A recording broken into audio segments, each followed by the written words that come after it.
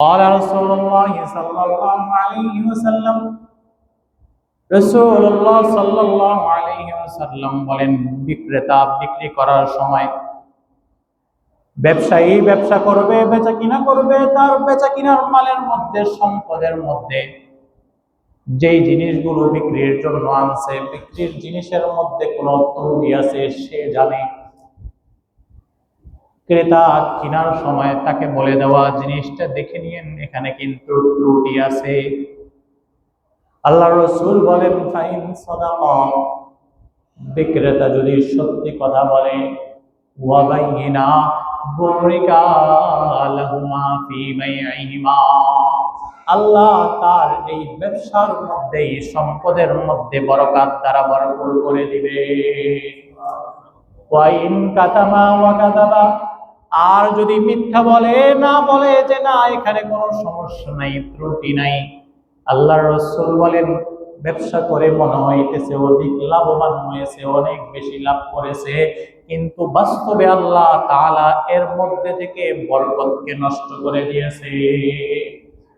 তাহলে এক নাম্বার হলো সত্য থাকা,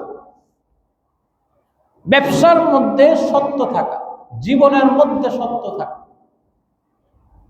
ইমাম আযম আবু হানিফা রাহমাতুল্লাহি আলাইহি বিশ্ব বিখ্যাত মুহাদ্দিস, মুজতাহিদ ইমাম আযম ছিলেন। শুধু তাই নয়, তিনি বড় ব্যবসায়ী ছিলেন, কাপড় ব্যবসা করতেন। একবার কোনো একটা কারণে দূরে যাওয়া লাগবে, একজনকে ম্যানেজার হিসেবে নিয়োগ দিয়েছেন, তাকে বলে দিয়েছেন কাপড়ের এই থানটা যখন বিক্রি করবা, বলে দিবা এই থানের মধ্যে কিছু ত্রুটি আছে। এই থানটা যখন দিবা তো ক্রেতাকে বলে দিবা থান বাকিগুলা ঠিক আছে, এটার মধ্যে সমস্যা আছে, দেখে নিন। আবু হানিফা রাহমাতুল্লাহি আলাইহি চলে গেছেন, কিছুদিন পরে আসছেন, এসে দেখেন সব মাল বিক্রি হয়ে গেছে। তো তার ওই ম্যানেজারকে জিজ্ঞাসা করতেছেন, তুমি কি ক্রেতাকে বলছিলা যে এই থানের মধ্যে ত্রুটি ছিল? না, আমি তো ভুলে গেছিলাম। ইমাম আযম আবু হানিফা রাহমাতুল্লাহি আলাইহি ভয় পেয়ে গেলেন, ভাই একজন ক্রেতাকে আমি মালের দোষ ত্রুটি বলি নাই, আমি যেই জিনিসটা বিক্রি করতেছিলাম সে তো ভালো মনে করে নিয়ে গেছে, আমি তো সেটা তাকে ভালো মাল দেই নাই। আর এই অর্থ যদি আমার কাছে থাকে তাহলে তো আমার সমস্ত বরকত নষ্ট হয়ে যাবে, জীবন থেকে বরকত নষ্ট করা যাবে না। যেই সম্পদ বেচা কিনা হয়েছিল সমস্ত অর্থগুলো তিনি দান করে দিয়েছেন, তারপরও কোনোভাবে নিজের জীবনের বরকতকে নষ্ট করা যাবে। আজকাল তো ব্যবসায়ীরা লুকাইয়া দিয়া দেয় গোপন জিনিসে,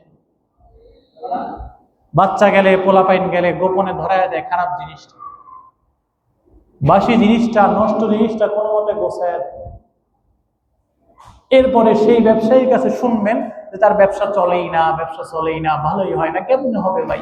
ব্যবসার শর্ত ছিল, তোমার সম্পদের শর্ত ছিল ফাইন সাদাকা, সত্য বলা, তুমি তার মধ্যে নাই।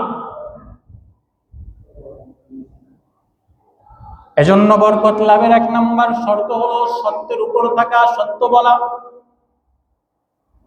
সত্য যদি বলতে পারে, সত্যের উপরে প্রতিষ্ঠিত থাকতে পারে, তাহলেই আল্লাহ তাআলা জীবনের মধ্যে, সম্পদের মধ্যে বরকত দিবেন। দুই নাম্বার হলো দান সদকা করা। দানের মাধ্যমে আল্লাহ তাআলা সম্পদ বাড়িয়ে দেয়। সূরা বাকারার 276 নম্বর আয়াত, আল্লাহ তাআলা বলেন, ইয়ামহাকুল্লাহুর রিবা ওয়া ইউরবিস সাদাকাত, বান্দার মাল, বান্দার সম্পদকে আমি সদকা করার মাধ্যমে, দান করার মাধ্যমে বাড়িয়ে দেই। হযরত মূসা কালিমুল্লাহ আলাইহিস সালাতু ওয়াস সালাম মাঝে মাঝেই আল্লাহর সাথে কথা বলতেন, বিভিন্ন বিষয়ে আল্লাহর সাথে কথা বলতেন। আল্লাহর সাথে কথা বলার জন্য তুর পাহাড়ে যাইতেন, যেহেতু সব সময় আল্লাহর সাথে কথা বলতেন, এজন্যই তাকে কালিমুল্লাহ বলে। একদিন মূসা কালিমুল্লাহ আল্লাহর সাথে কথা বলার জন্য যাইতেছেন,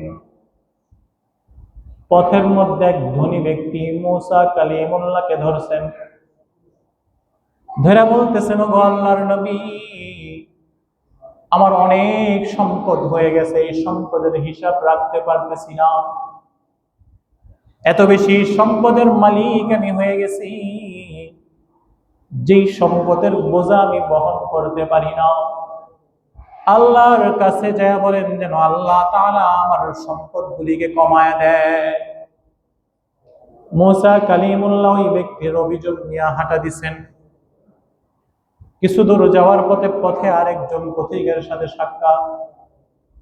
ওই ব্যক্তি মুসা কালিমুল্লাহকে ডাক দিয়া বলেন, ও আল্লাহর নবী, আমি বড় অভাবী, আমার বড় অভাব, আপনি আল্লাহর কাছে যায় বলেন আল্লাহ যেন আমার সম্পদকে বাড়ায় দেয়।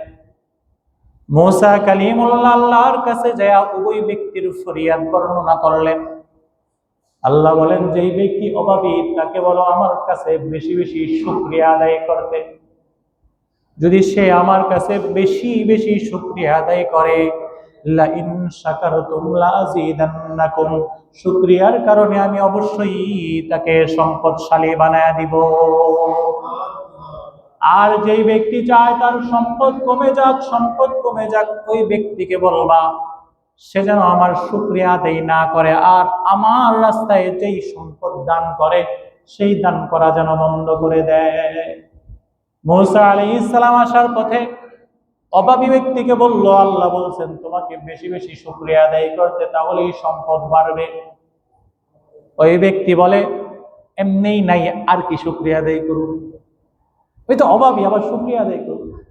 আমাদের অনেকে বলে ফেলে, হয় খালি শুকরিয়া আদায় করতে হয়, কি আছে যার লেগে শুকরিয়া আদায় করুন।